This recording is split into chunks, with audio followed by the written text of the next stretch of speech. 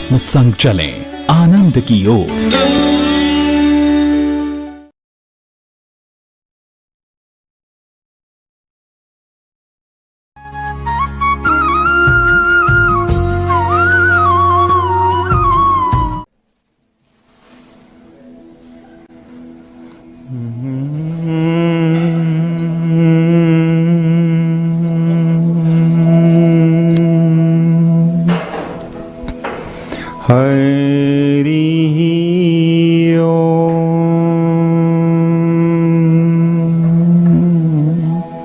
नमस्ते गणपतये एकदन्ताय विद्महे वक्रतुण्डाय धीमहि तन्नो दन्तिः प्रचोदयात्। नमो देव्यै महादेव्यै शिवायै सततं नमः। नमः प्रकृत्यै भद्रायै नियताः प्रणताः स्मताम्। गंगातरंगरमणीयजटाकलापम् गौरी निरन्तरविभूषितवामभागम् नारायणप्रियमनङ्गमदापहारम् वाराणसीपुरपतिं भज विश्वनाथम्। मनोजवं मारुततुल्यवेगं जितेन्द्रियं बुद्धिमतां वरिष्ठम्। वातात्मजं वानरयूथमुख्यं श्रीरामदूतं शरणं प्रपद्ये। नीलाम्बुजश्यामलकोमलाङ्गं सीतासमारोपितवामभागम्। पाणौ महासायकचारुचापं नमामि रामं रघुवंशनाथम्। व्रजे वसन्तं नवनीतचौरं गोपाङ्गनानां च दुकूलचौरम्। अनेकजन्मार्जितपापचौरम् चौराग्रगण्यं पुरुषं नमामि। गुरुर्ब्रह्मा गुरुर्विष्णु गुरुर्देवो महेश्वरः। गुरुर्साक्षात् परब्रह्म तस्मै श्री सद्गुरुदेव भगवान की। देवाधिदेव महादेव की जय। प्राम्बा जगदम्बा भवानी की जय। बालकृष्ण लाल की पवनसुत हनुमान की जय। देवाधिदेव महादेव की। अपने अपने माता पिता की, अपने अपने गुरुदेव भगवान की, सत्य सनातन धर्म की, अधर्म का प्राणियों में विश्व का गौ माता की, भारत माता की। ओम नमः पार्वती पतये हर हर महादेव।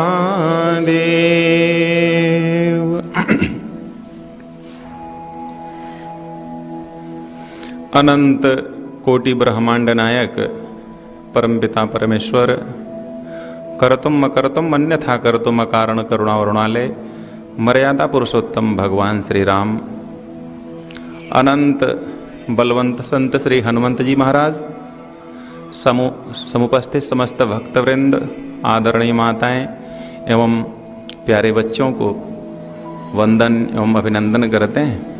आइए 2 बार अपने मन और वाणी को पवित्र करने के लिए देव भगवान की आइए आगे की यात्रा का शुभारंभ करते हैं।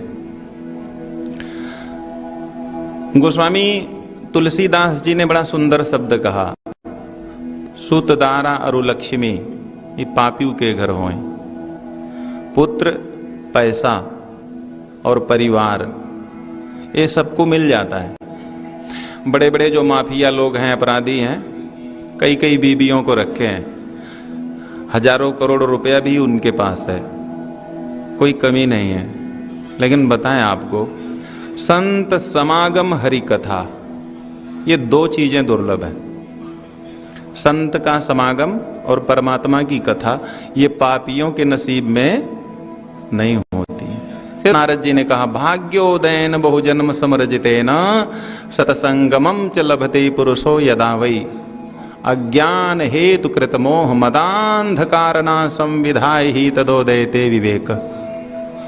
अनेकानेक जन्मों का जब पुण्योदय होता है तब जाकर के वह संयोग प्राप्त होता है कि हमें सत्संग मिलता है, और ऐसे गुरुदेव के सानिध्य में बैठ करके कथा श्रवण करने का और कथा को उच्चारण करने का जो सौभाग्य है, ये कोई 1-2 जन्मों का पुण्य नहीं, अनेकानेक जब जन्मों का पुण्योदय होता है तब सत्संग और सद्गुरु दोनों मिलते हैं। तीर्थ का है एक फल, संत मिले फल 4 और सद्गुरु मिले अनंत फल।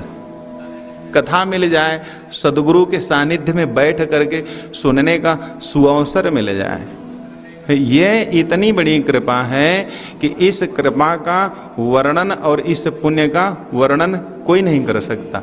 बोले राजा रामचंद्र भगवान की, गुरुदेव भगवान की बड़ी अनुकंपा है। कहीं क्या दीप दिखाऊं उसको, रोशन जिससे सूरज तारे, क्या पुष्प चढ़ाऊं उसको, महके जिससे गुलशन सारे। ये सारे गुलशन को, सारे पुष्पों में जो सुगंध फैलाता है, उसे हम क्या दिखा सकते हैं, पुष्प क्या चढ़ा सकते हैं। और जो सूर्य को भी प्रकाशित करते हैं, भगवान श्री कृष्ण ने कहा, न तद भाषयते सूर्यो न शशांको न पावक यद गत्वा न निवर्तन्ते तद धाम परमम मम। तो जिनकी ज्योति से सूर्य, चंद्रमा और अग्नि भी प्रकाशमान है, ऐसे जो नर रूप हरि मनुष्य को गोस्वामी जी ने कहा, बंदो गुरुपद कंज, वंदना करते हैं अपने गुरुदेव की वंदना करते हैं, इतना सुंदर शब्द लिखते हैं, इतना बढ़िया तस्वीर खींचते हैं सदगुरुदेव की गोस्वामी तुलसीदास जी महाराज। कोई क्या खींचेगा, बोले बंदो गुरुपद कंज कृपा सिंधु नर रूप हरि। बोले नर के रूप में साक्षात नारायण है। महामोह तम पुंज जासु बचन रवि करने कर। हमारे हृदय में अनायास ही ग्लानि है, अनायास हम दुखी हैं। जिसके बारे में हम सोच करके दुखी हैं वो रोहतक में बैठ के मलाई चाट रहा होगा, और हम यहाँ दुखी हैं सोच करके टेंशन में हैं, और उससे कोई फर्क ही नहीं है भाई। तो वो टेंशन जो निकाल दे, वो दुख जो दूर कर दे, वो अंधकार जिनकी वाणी से मिट जाए, ऐसे सदगुरु के सानिध्य में बैठ करके कथा कहने और सुनने का जो सौभाग्य है वो अलौकिक है। और मैं तो अपने आप को एक धन्य भागी समझ रहा हूँ, बड़ भागी समझ रहा हूँ कि आज पूजनीय आदरणीय गुरुदेव के चरण में बैठ करके यहाँ पे हमें ये जो भगवान श्री राम की कथा कहने का जो सुअवसर हमको मिला है, ये सत्य कहें तो मेरे पास शब्द नहीं है। ये सिर्फ वही समझ सकता है जो गुरु कृपा को प्राप्त कर जो किया है, जो गुरु कृपा को झेल रहा है, वो समझ सकता है, महसूस कर सकता है। उसको वाणी से व्यक्त कर देना ये किसी के बस की बात नहीं है। बोली गुरुदेव भगवान की। आज की यह कथा गुरुदेव भगवान के चरणों में ही समर्पित करेंगे और आगे की यात्रा में पहला ही शब्द देखें, श्री रामचरितमानस की चर्चा करेंगे और समझेंगे। श्री रामचरितमानस, श्री रामचरित देखेंगे तो 9 अक्षर होगा। 9 की जो 9 की संख्या है ये पूर्ण संख्या है, ये सद्गुरु स्वरूप है। 9 को अगर 9 से जोड़ देंगे तो 18 हो जाएगा, 1 और 8 जोड़ देंगे फिर 9 हो जाएगा। 9 9 3 बार अगर जोड़ देंगे 27 हो जाएगा, 27 का 2 और 7 जोड़ देंगे फिर 9 हो जाएगा। 9 को 4 बार जोड़ दें 54 हो जाएगा, 5 और 4 को जोड़ दें फिर 9 हो जाएगा। अन्य किसी संख्या के साथ यह नहीं है। 8 को 2 बार जोड़िए 16 हो गया, 1 और 6 को जोड़ दीजिए, एक संख्या कम हो गई, यही 7 हो जाएगा। 8 को अगर 3 बार जोड़ दीजिए तो 24 हो जाएगा, 4 और 2 को जोड़िए फिर एक संख्या कम हो जाएगी, 6 हो जाएगा। जितना आप चढ़ते जाएंगे इधर संख्या गुणनफल की कम होती जाएगी। लेकिन श्री रामचरितमानस कितना अक्षर है? 9 अक्षर, पूर्ण संख्या। इसको लिखा किसने है? गोस्वामी तुलसीदास, 9 अक्षर।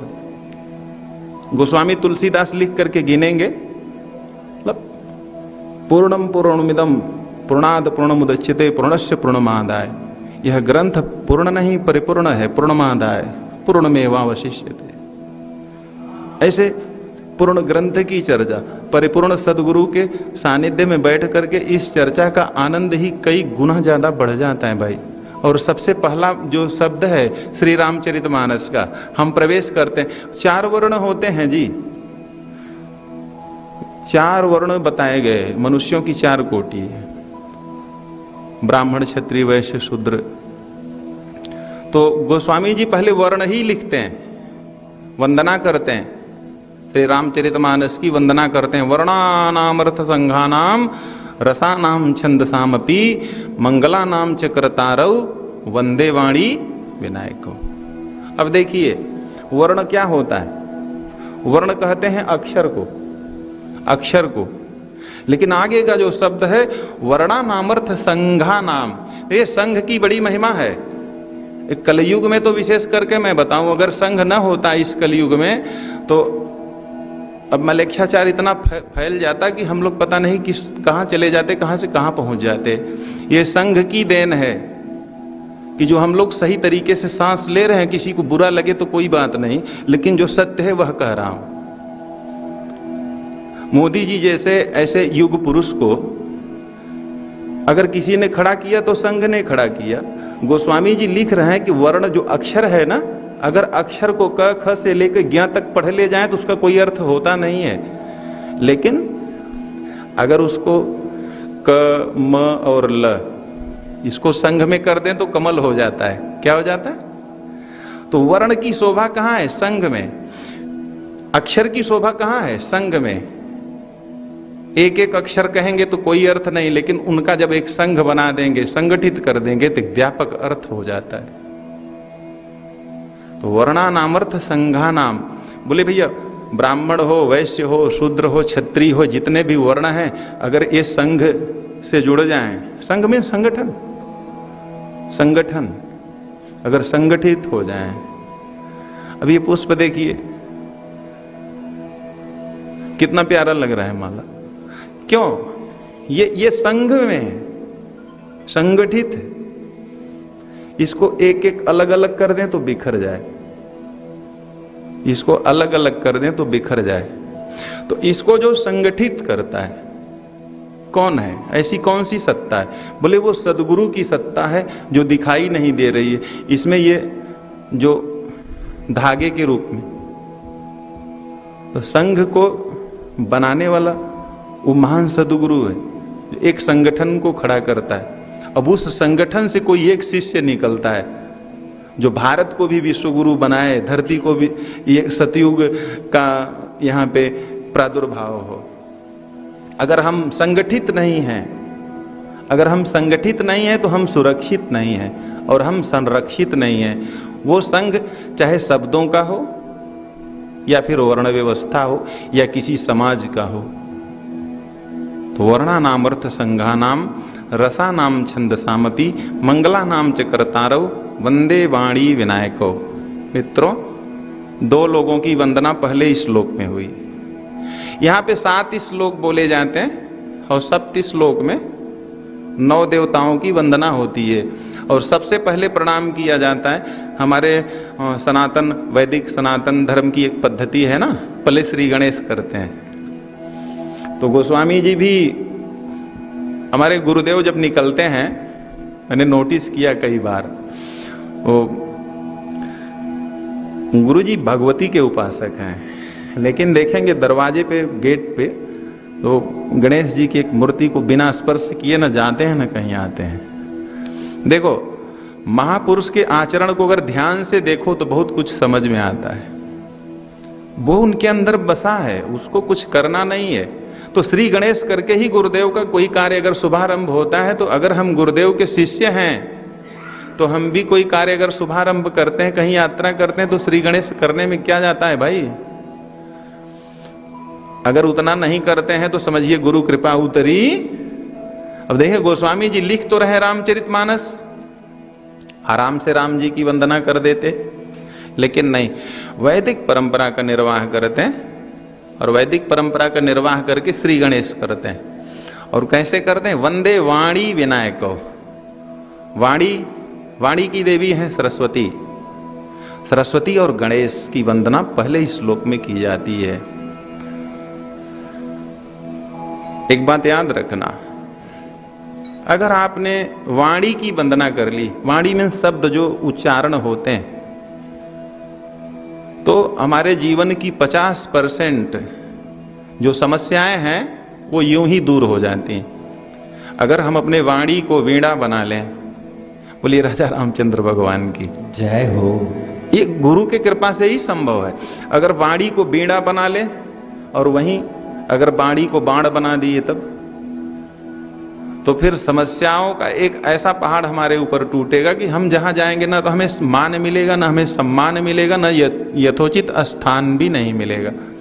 वाणी को कभी वाण न बनाए, वाणी को वीणा बनाए। इसलिए गोस्वामी जी इतने बड़े ग्रंथ की रचना कर रहे हैं तो सबसे पहले वाणी को ही अपने पवित्र करते हैं, वाणी को ही अपने सहेजते हैं। वंदे वाणी विनायको। गणेश जी की वंदना करते हैं, पहले वाणी को लगा देते हैं। तो ये आपको, और ये दूसरी चीज है कि देखो गणेश जी जो है ना, ये जानते हैं क्या है?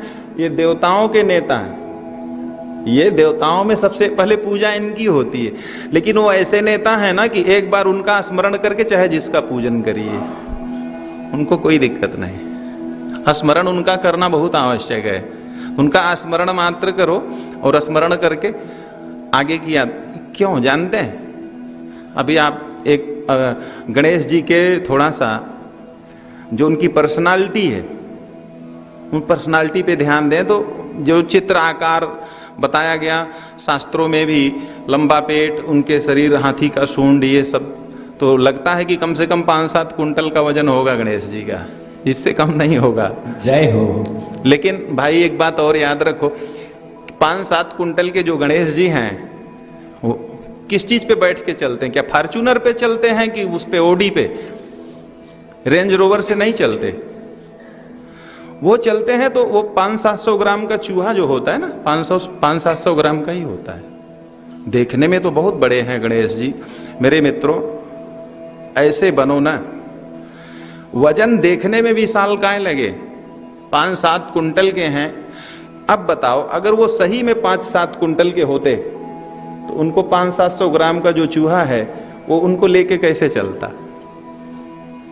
बताओ। आप लोगों के एक प्रसंग बताएं, इसको और अच्छे से समझना है। देखो, अगर समाज में नेता बनना है, नेतृत्व करना है, देश को चलाना है, हिंदू राष्ट्र की बहुत चर्चा हो रही है। हिंदू राष्ट्र बनेगा बनेगा, उसमें कोई दो राय नहीं। और हिंदू राष्ट्र बनेगा तो बुरा क्या है? कोई बुरा नहीं है, लेकिन बनाएगा कौन? जिसके अंदर ये क्वालिटी आए ना, गणेश जी वाली, गणेश जी वाली। देखने में बहुत बड़े, लेकिन उनका भार एक चूहा भी उठा सकता है सरकार। अब लोग इतने वजन हो गए हैं, उनका भार ही कोई नहीं सह सकता। इतना बड़ा काफिला, एक साधारण आदमी तो उनका बोझ नहीं उठा पाएगा।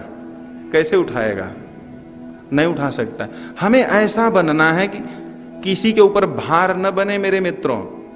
अगर भार बन गए तो फिर हम कभी नेतृत्व नहीं कर सकते। नेतृत्व वही कर सकता है जो हल्का होगा।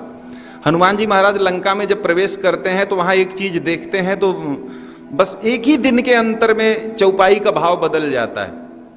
वहां जब थे सागर के किनारे गुरुदेव, वो जब छलांग लगाते हैं तो जे ही गिरी चरण दे हनुमंता। गिरी माना पर्वत, बहुत मजबूत होते हैं। कहते हैं कि इस धरती को संभाल करके पर्वतों ने ही रखा है। तो जे ही गिर चरण दे हनुमंता, चले सुगा पाताल तुरंता। जिस पर्वत पे हनुमान जी महाराज पैर रखते हैं, बोले वो पर्वत रह नहीं गया, वो सीधा पाताल में चला गया।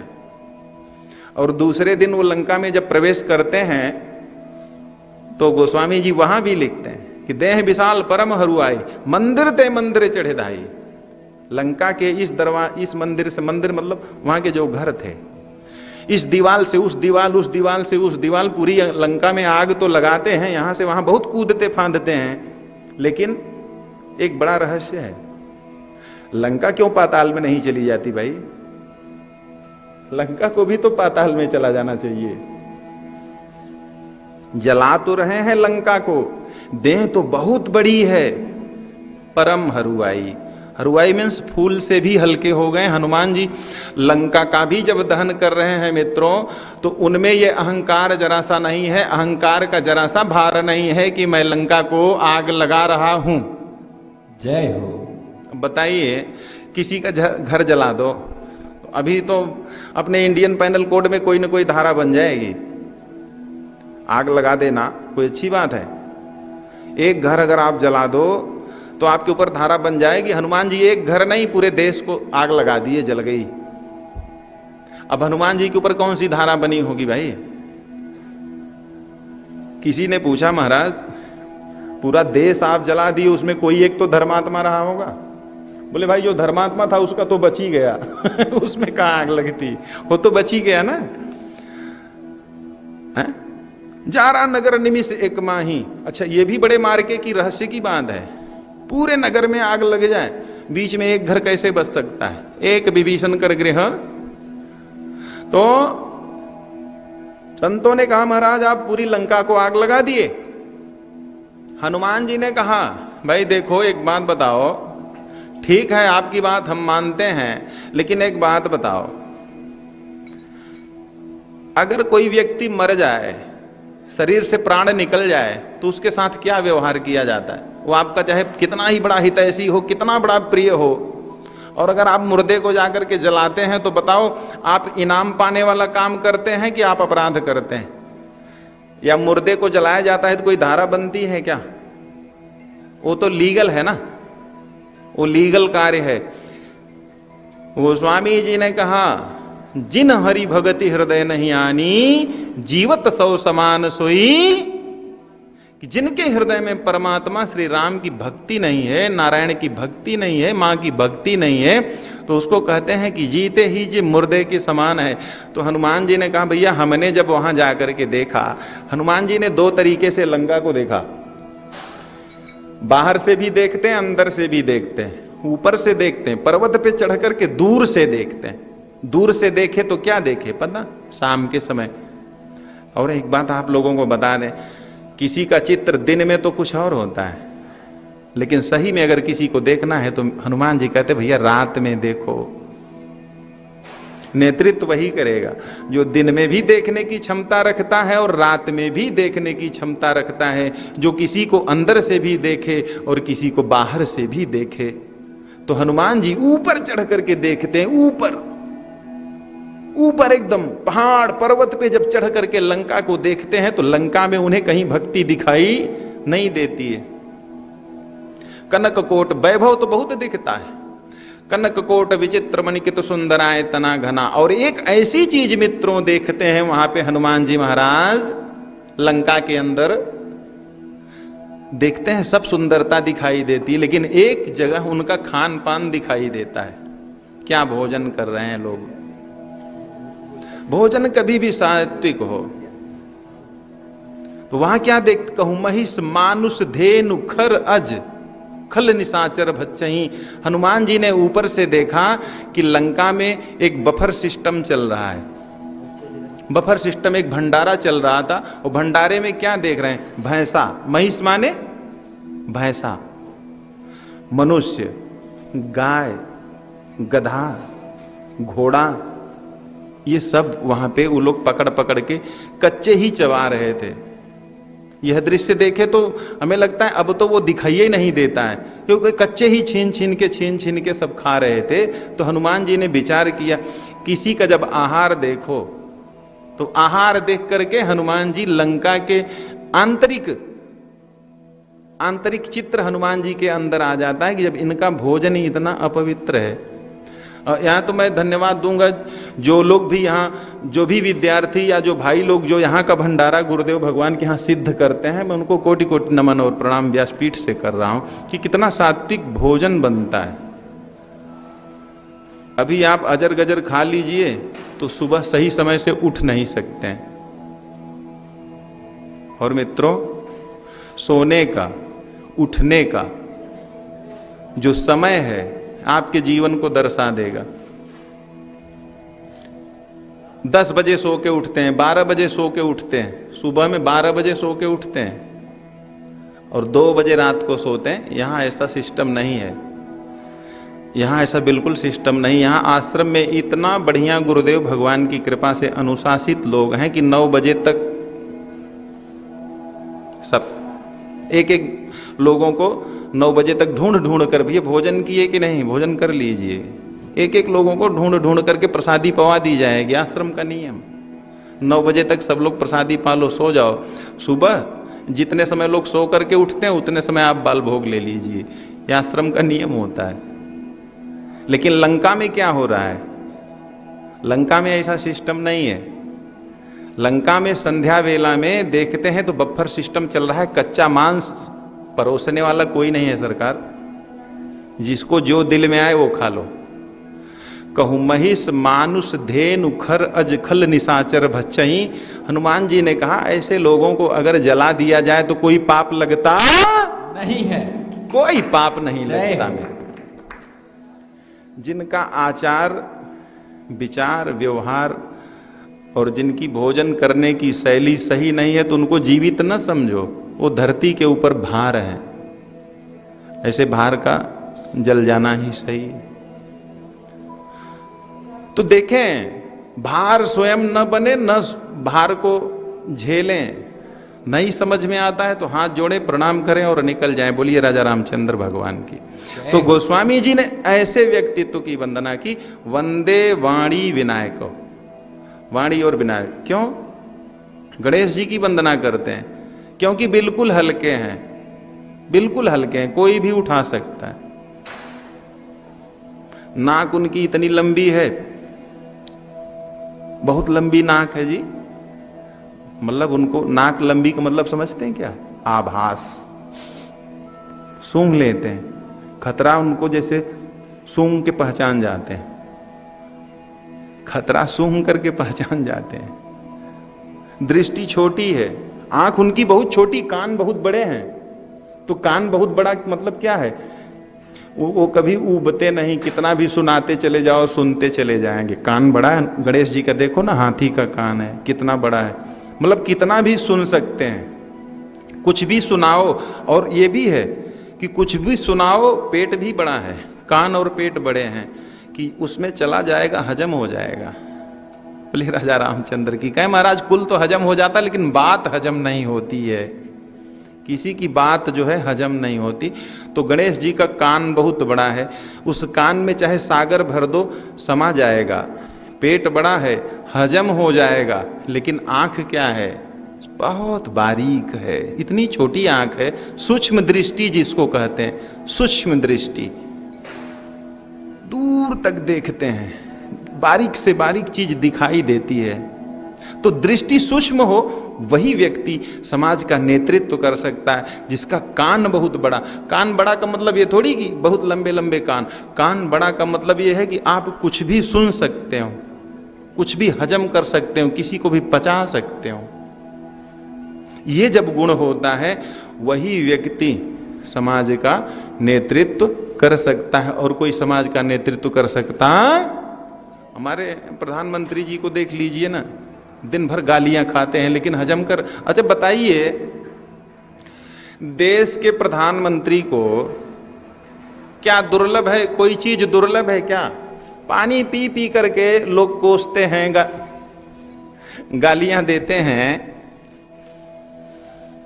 लेकिन क्या किसी के ऊपर वो अपने पद का दुरुपयोग करके उसको जेल में डाल दिए क्या मोदी जी? बताओ। नहीं, हजम करते हैं। उनके अंदर कितनी क्षमता है जी, कितनी बड़ी क्षमता है। ऐसा ही व्यक्ति इस समाज का नेतृत्व कर सकता है, और ऐसे ही व्यक्ति की प्रथम पूजा होती है, और ऐसी ही व्यक्ति की प्रथम वंदना होती है। तो गोस्वामी जी महाराज ने वंदे वाणी विनायकौ, सर्वप्रथम वाणी और विनायक माने गणेश जी की वंदना की। और दूसरे श्लोक में गुरुदेव की वंदना करते हैं तो एकदम झड़ी लगा देते हैं। देखो, जिसके अंदर गणेश जी का गुण आ गया, मां सरस्वती की कृपा हो गई, वही तो गुरु के तत्व को समझ पाएगा। अन्यथा गुरु जी की महिमा को कोई समझने वाला नहीं होता है। और जो गुरु तत्व को समझ लिया, उसके लिए संसार में कुछ भी दुर्लभ नहीं है। कितनी ऐसी अर्धाली लिखते हैं गोस्वामी जी, ऐसे श्लोक की रचना करते हैं। जय हो। देखिए, अनन्य शिष्य हैं राजेश शर्मा जी, गुरुदेव भगवान के, इनको आशीर्वाद देते हैं व्यास। जय हो जय हो। भारतीय जनता पार्टी के हैं ये, बहुत अच्छी जगह से हैं। देखिए, हम उसी का सम्मान करते हैं, उस पार्टी का। ऐसा भी नहीं है, हमें लोग कहते हैं साधु हैं महाराज, हम ऐसे साधु नहीं हैं। हम ऐसे साधु हैं कि जो समाज को देखते हैं अपनी आंखों से और कानों से, सुनते भी हैं, उसको सूंघ करके महसूस भी करते हैं। तो ये लोग धन्य हैं जो भारतीय जनता पार्टी से जुड़े हैं। देखो, हर व्यक्ति एक समान नहीं होता है, कमियां तो सबके अंदर है, लेकिन ये अच्छी पार्टी है, अच्छे जगह जुड़ा है, तो उसका कल्याण आज नहीं तो कल हो ही जाएगा। बोलिए राजा रामचंद्र भगवान की। कम से कम एक व्यक्ति, दो व्यक्ति तो उसमें ऐसे हैं कि जो समाज के बारे में सोचते हैं। समाज को लूटने घसोटने की बात नहीं न है, वहां समाज के हित की चिंतन है, हिंदू राष्ट्र का चिंतन है। क्यों ना हो भाई? गुरु जी को प्रणाम किया जाता है, वंदे बोधमयम। कितना सुंदर शब्द है, बोधमयम। बोध का मतलब समझे आप लोग, गहराई से समझें। वंदे बोधमयम नित्यम गुरुम शंकर रूपिणम। इस शब्द का बहुत गहरा अर्थ है। बोध, बोध शब्द का अर्थ बताएं आपको। जैसे प्यास लगी है, प्यास लगी है, बोध कैसे होगा? पानी से। भूख लगी है, बोध कैसे होगा? भोजन से। गर्मी लग रही है, बोध कैसे होगा? ठंडा माहौल मिल जाए। ठंडी लग रही है, बोध कैसे होगा? जब गर्मी मिल जाए। गुरु क्या है? बोले वो तो सर्वज्ञ हैं, बोधमयम। आप सांपला रहे हैं और रास्ता अगर भूल गए तो बोध तभी होगा जब रास्ता मिलेगा। जब तक रास्ता नहीं मिलेगा तब तक वेदांत की चर्चा भी अच्छी नहीं लगेगी। तो गुरु वो हैं जो किसी भी कंडीशन में, भूख लगे, प्यास लगे, गर्मी लगे, ठंडी लगे, किसी भी चीज का कोई भी व्यतिक्रम हो, चाहे भौतिक हो, चाहे दैविक हो, चाहे आध्यात्मिक हो, हर प्रकार से जो आपकी सुरक्षा करने में और आपको बोधगम्य स्थिति में पहुंचाने के लिए समर्थ हैं, वही सद्गुरु हैं और उसी को शिव कहते हैं। वंदे बोधमयम नित्यम गुरुम शंकर रूपिणम, बोले वो सदैव आपके साथ हैं, वो शिव स्वरूप हैं। यमाश्रुतो ही वक्रोपी चंद्र सर्वत्र वंद्यते, टेढ़ा होता है चंद्रमा जो शिव जी के यहाँ जटा पे भाल पे उनके जो सुशोभित होता है। बोले कोई भी विकलांग व्यक्ति हो उसको, अभी देखिए, अब कैसे न कहें भाई, कितनी बड़ी व्यवस्था है, उस नाम को बदल करके उसे दिव्यांग, कितना बड़ा सम्मान दिया गया। दिव्यांग ये एक सम्मान ही है ना। ये इसलिए बता रहे हैं कि जो सद्गुरु है उनके लिए कोई टेढ़ा भी हो तो उसे भी शीश पे धारण कर लिए शिव जी। चंद्रमा भी वहां विकलांग है, पूर्णिमा का चंद्रमा नहीं है, आधा है तो विकलांग है कि नहीं। लेकिन जब सद्गुरु की कृपा प्राप्त होती है तो वह पूज्यमान हो जाता है, वह वंदनीय हो जाता है। तो बोले कितना भी टेढ़ा हो, अगर सद्गुरु के शरण में आ गया तो वंदनीय हो जाता है, वो पूजनीय हो जाता है। मित्रों, ये सबसे बड़ी चीज है, गुरु कृपा प्राप्त करना, गुरु प्राप्त करना। अभी राम की चर्चा नहीं है, मंगलाचरण करते हैं श्री गणेश, करने के बाद गोस्वामी जी गुरु की बड़ी विधिवत वंदना करते हैं। वंदे बोधमयम नित्यम गुरुम शंकर रूप, जो कभी भी आपसे दूर होते ही नहीं, आपसे दूर नहीं जाते हैं। चंद्र सर्वत्र वंदते, जिनके शरण में आकर के कोई टेढ़ा टाढ़ा भी हो तो उसकी भी नैया पार लग जाती है। इस प्रकार से भवानी शंकर वंदे, फिर वंदना करते हैं। और देखो, जब गुरु मिल जाएंगे तो आपको एक बड़ी चीज मिल जाएगी। भवानी शंकरो वंदे श्रद्धा विश्वास रूपेण। गुरु क्या देता है बताओ? गुरु आपको विश्वास देते हैं, गुरु आपको श्रद्धा देते हैं, वो जो कहीं नहीं मिलता है। रुपए पैसे से ना विश्वास खरीदेंगे आप बताओ? विश्वास अगर खा है तो दुनिया की किसी मार्केट में विश्वास बिकता है? दुनिया के किसी भी मार्केट में विश्वास नहीं बिकता मेरे मित्रों। श्रद्धा विश्वास रूपेण याभ्याम विना न पश्यन्ति सिद्ध स्वांतस्थमीश्वरम। विश्वास की वंदना की है। जब भवानी शंकर का नाम लिए तो लोगों ने विचार किया कि भवानी शंकर की वंदना कर रहे हैं तो कौन से भवानी शंकर की वंदना करेंगे। लेकिन गोस्वामी जी ने वंदना किया श्रद्धा विश्वास रूपेण। भवानी शंकर क्या बोले? भवानी है श्रद्धा। और शिव क्या है? बोले शिव है विश्वास, जो कि हमारे अंतःकरण में दोनों रहते हैं। मित्रों, याद रखना कि भवानी के बिना शिव नहीं और शिव के बिना दोनों अधूरे हैं। एक बात याद रखना, अगर विश्वास है आपके मन में और श्रद्धा नहीं है, वो विश्वास उतना काम नहीं करेगा।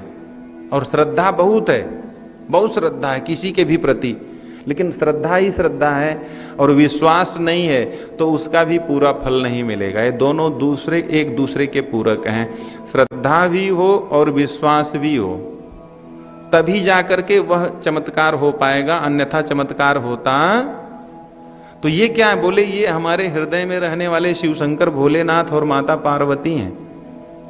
श्रद्धा विश्वास ये बहुत मोस्ट इंपॉर्टेंट चीज है। अगर ये जिसके पास नहीं है तो दुनिया का सबसे बड़ा गरीब आदमी है। अंधश्रद्धा और अंधविश्वास नैया डूबे, ये जिसके भी कितना ही आगे व्यक्ति हो, अगर हृदय में विश्वास नहीं है और हृदय में श्रद्धा नहीं है तो उनकी नैया फिर पार लगनी पॉसिबल नहीं। और विश्वास हो साथ में श्रद्धा हो, श्रद्धा हो तो साथ में विश्वास हो। मित्रों, श्रद्धा विश्वास अगर है तो एक बात बताओ, आप ये मान रहे हैं कि मैं श्रद्धा भी है विश्वास भी है, तो क्या अपने आप शराब में विश्वास करेंगे? आप वेश्या के घर में विश्वास करेंगे? किसी भी कुकर्म पे विश्वास करेंगे? नहीं, कुकर्म में विश्वास नहीं, कुकर्म के अंदर श्रद्धा नहीं। श्रद्धा कहाँ हो? सत्संग में हो, सदगुरु के अंदर श्रद्धा हो, सदगुरु के अंदर विश्वास हो, तो वो सात्विक वही विश्वास, ये विश्वास है कि जो विश्वास आपके जीवन की नैया को पार लगा देगा। अन्यथा जानते हैं क्या हो जाएगा? एक शब्द है ना, विश्वासघात। अब बहुत ऊंची छलांग मारते हैं वहीं तो विश्वासघात होता है। संत और सदगुरु के सानिध्य में विश्वासघात नहीं होता भाई मेरे। बहुत ऊंची जब छलांग लगाते हैं संसार में, वहीं विश्वासघात होता है, क्योंकि हमारा जो विश्वास है वो श्रद्धा से भरा हुआ नहीं है। तो ये दो लोगों की यहां पे वंदना की, अपने हृदय की जो चीज है। भवानी शंकर वंदे श्रद्धा विश्वास रूपिणो याभ्याम बिना न पश्यन्ति सिद्धा स्वांतस्तमीश्वरम। ये 5 हो गए। गुरुदेव की वंदना हुई, भवानी शिव की वंदना, जय हो। ये सतीश शर्मा जी हैं, इनको धन्यवाद देते हैं। भगवान आपका कल्याण करें, समस्त मनोकामनाएं पूर्ण हो। तो पहले श्लोक में वाणी विनायक सरस्वती और गणेश की वंदना, गुरुदेव की वंदना, शिव पार्वती के रूप में श्रद्धा विश्वास की वंदना, ये 5 हो गए। सीताराम गुणग्राम पुण्यारण्य विहारिणो वंदे विशुद्ध विज्ञान कवीश्वर कवीश्वरो। हनुमान जी और वाल्मीकि जी की वंदना होती है, ये 7 हो गए। और उद्भव स्थिति संहार कारणिम क्लेश हारणिम सर्वश्रेयस्करीम सीताम नतो हम राम वल्लभाम, 6 हो गए। सीता मैया की वंदना करते हैं। और 7वें श्लोक में, 6ठे श्लोक में भगवान श्री राम की वंदना होती है। 9 लोगों की वंदना करते हैं। ये देखें, एक प्रकार की ये पहली नवधा भक्ति है जिसके हृदय में ये 9 तत्व समाहित हो जाएं। ये 9 तत्व जिनकी वंदना हुई है, 9 देवताओं की जो वंदना हुई है, अगर ये आत्मसात हो जाए तो समझिए कि ये पहली ही नवधा भक्ति, जो वर्णित नहीं, जो एकदम आत्मसात हो जाए तो आप नवधा भक्ति से भर गए। 9 देवताओं की यहां पे वंदना होती है। फिर याद कर लो, सरस्वती, गणेश, गुरुदेव, श्रद्धा विश्वास में भवानी पार्वती और शिव, माता सीता, हनुमान जी, वाल्मीकि और भगवान श्री राम, ये 9 रत्न हैं। श्री रामचरितमानस को अच्छी तरह से समझने के लिए और अपने जीवन को राममय बनाने के लिए ये 9 चीजों की आवश्यकता है। बोलिए राजा रामचंद्र भगवान की जय हो। 2 बार राम राम करते हैं। श्री राम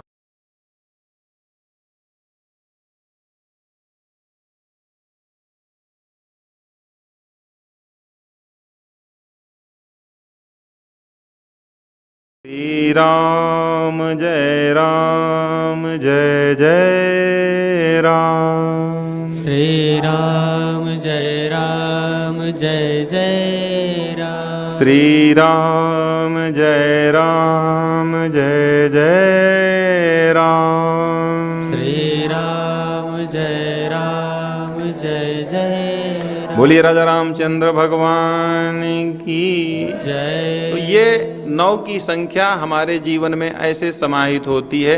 9 लोगों की वंदना करते हैं। साथ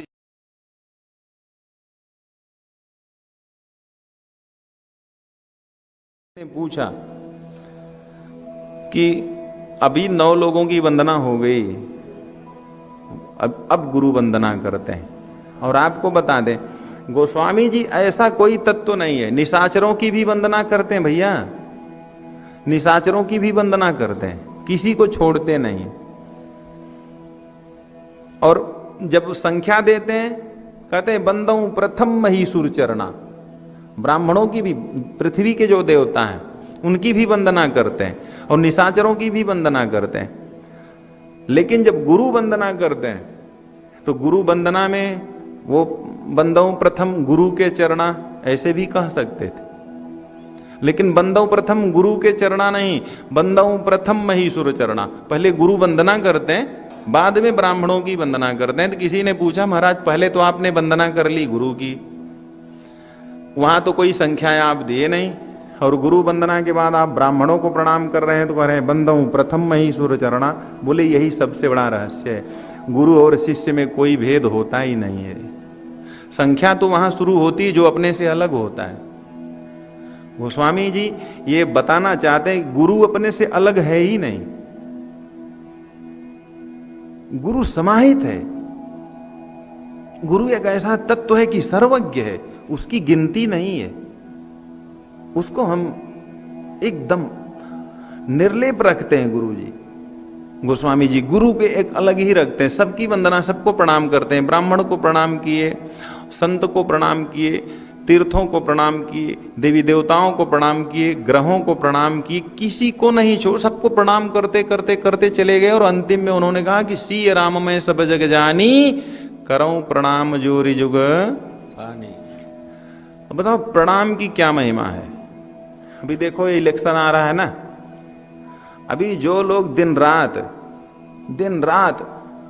पानी पी पी के समाज को गालियां दे रहे थे, पानी पी के, और जो कभी नहीं आपका हित चाहा है, वो व्यक्ति भी आएगा और आकर के आपको क्या करेगा, करता है ना।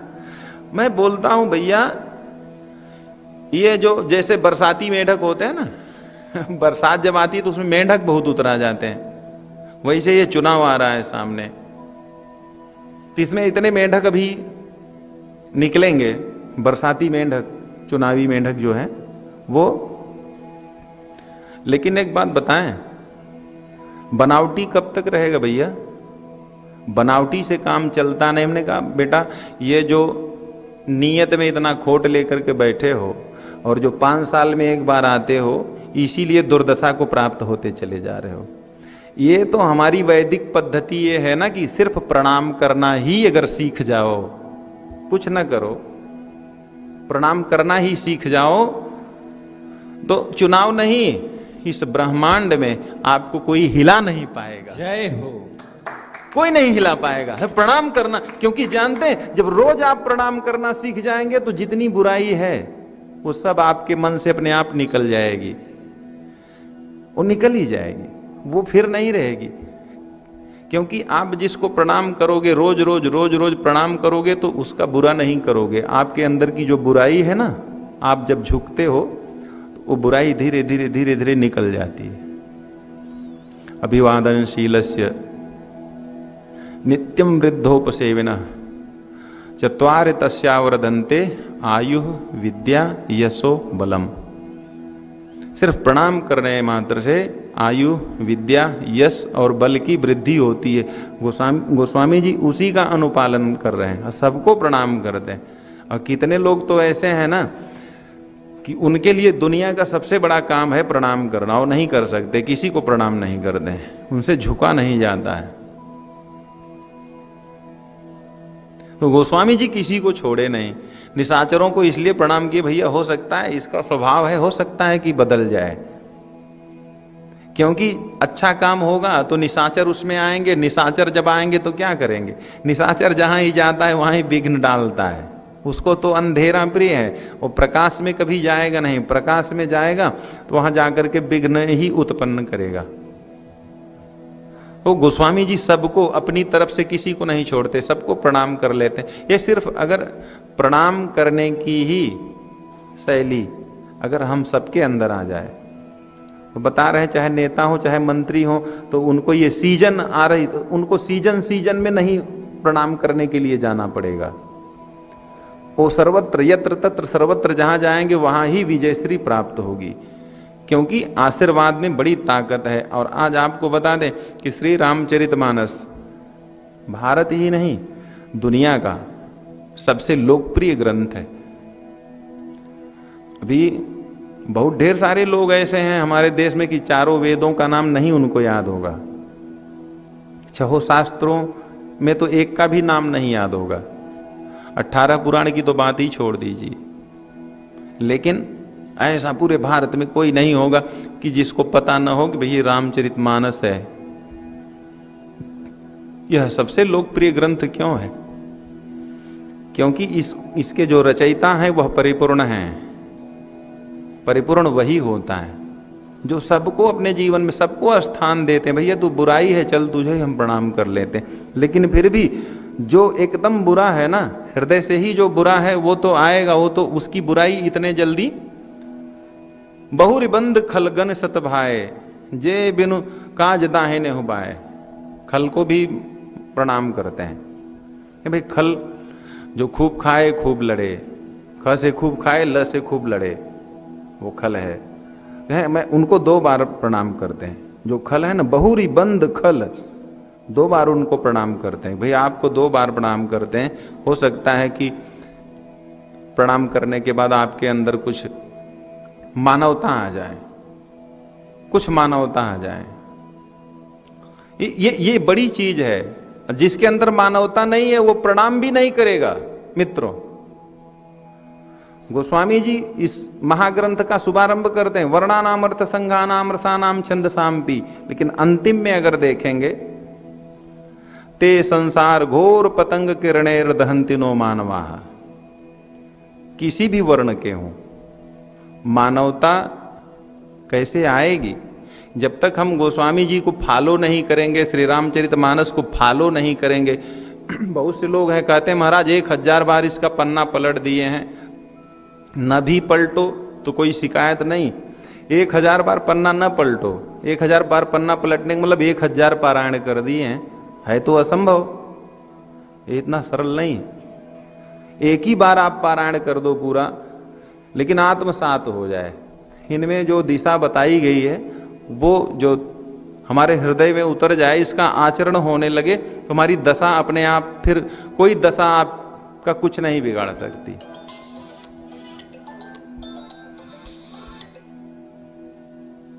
इसे सबको प्रणाम किए गोस्वामी जी महाराज, और नाम वंदना करते हैं। 9 दोहा 72 चौपाई भगवान राम के नाम की महिमा का गुण गाते हैं, और बहुत चित्रित विस्तार करते हैं। और सब कुछ करके फिर चलते हैं तीर्थराज प्रयाग में, और वहां से भगवान के कथा का शुभारंभ करते हैं। भरद्वाज मुनि बसहि प्रयागा, तिनहि राम पद अति अनुरागा। तापस समदम दया निधाना, परमा रथ पथ परम सुजाना। मानस में 4 घाट हैं, इसको भी निरूपित करेंगे कि 4 घाट का मतलब क्या होता है। पहला घाट प्रयागराज में है। प्रयागराज क्या है? जीवन का पहला घाट है प्रयागराज। रामचरितमानस प्रयागराज से कथा शुरू होती है, तो प्रयागराज का मतलब ही है संत समाज। मुद मंगलमय संत समाजू, जो जग जंगम तीर्थ। तो संत प्रयागराज को बोले ये संत, प्रयागराज से बढ़कर के कोई संत नहीं है, जहां तो बहुत बड़े संतों का मेला लगता है। तो जब हमारे जीवन में संतों का मेला लगने लगे, आश्रम में संतों का मेला लगने लगे, हम जहां रहे वहां पर संतों का मेला लगने लगे, या जहां पे संतों का मेला लगे हम वहां जाने लगे, तब समझ लेना कि अब हमारे जीवन में बहुत बड़ी क्रांति आने वाली है, बहुत बड़ा परिवर्तन आने वाला है। ये परिवर्तन आता है। भरद्वाज मुनि बसहि प्रयागा, प्रयाग का मतलब संत समाज। तो कई न किन प्रकार ने किसी भी प्रकार से जब संत में यानी प्रयाग में जब प्रीति हो गई, तो समझ लेना कि अध्यात्म का यह पहला पड़ाव हमारे जीवन में है। और होता क्या है वहां पे महात्मा रहते हैं। कौन से महात्मा? बोले भरद्वाज मुनि बसहि प्रयागा। कैसे हैं वो? बोले तिन्हि राम पद अति अनुरागा। गोस्वामी जी ने कहा कि अनुराग का मतलब प्रेम होता है, और प्रेम जो है ना ये बहुत बड़ी चीज है। सिर्फ प्रेम हो जाए ये बहुत बड़ी घटना है जीवन की। लेकिन वो सिर्फ प्रेमी नहीं है, अति प्रेमी है। तिन्हि राम पद अति अनुरागा, अति अनुरागी हैं, अति प्रेमी हैं परमात्मा के चरणों में। तिन्हि राम पद अति अनुरागा। और अति अनुराग ही नहीं है, अनुराग के साथ साथ और भी गुण है उनके अंदर। बोले तापस सम दम, दया निधाना, परमार्थ पथ, परम सुजाना। कितने गुण हैं उनके अंदर। अति अनुराग ही पर्याप्त है। और अगर अनुराग हो जाता है तो लोग अपनी स्थिति भूल जाते हैं सरकार। लेकिन प्रेम है, तपस्या बंद नहीं करी है उन्होंने, कर्मकांड छोड़ा नहीं है भरद्वाज जी ने। अब किसी को प्रेम हो जाता है तो सबकी अवहेलना करते हैं, भाई हम तो प्रेमी हैं, हम तो परमात्मा से बहुत प्रेम करते हैं। तो प्रेम की परिणति क्या है, उसकी परिभाषा क्या है, कैसे पता चले कि आप इतना प्रेम करते हो? दिन भर अगर चारपाई पे सोए सोए ही प्रेम होता है क्या? प्रेम वो है कि वो भी आपसे करवाएगा जो आप नहीं करना चाहते हैं, जो बिल्कुल नहीं करना चाहते हैं। बताइए अच्छा कौन है ऐसा जो सुबह बिना मतलब के 4 बजे सुबह उठ करके और स्नान करना चाहता है? कोई करना चाहता है क्या? है? बताओ। अच्छा ये कौन जा करके 25 किलोमीटर 50 किलोमीटर अनजानी जगह 100 किलोमीटर जा करके, ऐसा कौन है वहां किसी एक विशेष व्यक्ति के लिए 2 घंटे 3 घंटे वहां रोड पे भी कोई भटकता है? इसको अगर समझना है प्रेम को, तो बिना भौतिक उदाहरण के कैसे समझेंगे? उदाहरण तो देना पड़ेगा ना। भौतिक उदाहरण से जरा समझे कि अगर प्रेम हो गया। बड़े अच्छे महात्मा हैं वृंदावन में आजकल, प्रेमानंद जी महाराज, बहुत मुझे पसंद है। मुझे ही नहीं, अक्सर सभी लोगों को पसंद है। वो बड़े अच्छे महात्मा हैं। और क्या ऐसी परमात्मा की ये है कृपा की वहां पे कहते हैं कि जितने लोग हैं सब बड़े बड़े पढ़े लिखे डॉक्टर, इंजीनियर, IAS IPS करने वाले सब महाराज जी की सेवा में हैं। तो बोले सेवा में क्यों हैं? बोले गुरु जी की जो किडनी है 18 सालों से फेल है, तो क्यों नहीं बड़े बड़े लोग जाएंगे? 18 वर्ष हो गए सरकार, तो बड़े बड़े लोगों को विश्वास हो जाता है। लेकिन अब प्रेमानंद जी महाराज की स्थिति इतनी कमजोर, शारीरिक रूप से तो महाराज जी भले अस्वस्थ हैं, लेकिन जो 2.5 किलो भोजन लेता है दिन भर में, वो भी उतने सुबह उठ करके गोवर्धन महाराज की परिक्रमा नहीं लगा पाएगा इतने सुबह। बोलिए राजा रामचंद्र भगवान की। इसको कहते हैं प्रेम। प्रेम है। कितने सुबह उठ करके कैसे परिक्रमा हम तो देखते हैं, चैनलों पे देखते हैं महाराज जी को, तो ये लगता है कि प्रेम यही है, ये प्रेम है। नहीं वो भी तो बीमारी का बहाना बना करके, कौन चेला बोलेगा कि गुरुजी आप उठो, आप नहीं उठते हैं? कोई नहीं बोलने वाला ना। लेकिन प्रेम ये है साहब कि हम जो नहीं करना चाहते हैं, हम जिसके योग्य नहीं हैं, जो सच्चा प्रेम होता है वो कार्य हमसे करवा देता है, उसको प्रेम कहते हैं। वो भरद्वाज जी क्या है?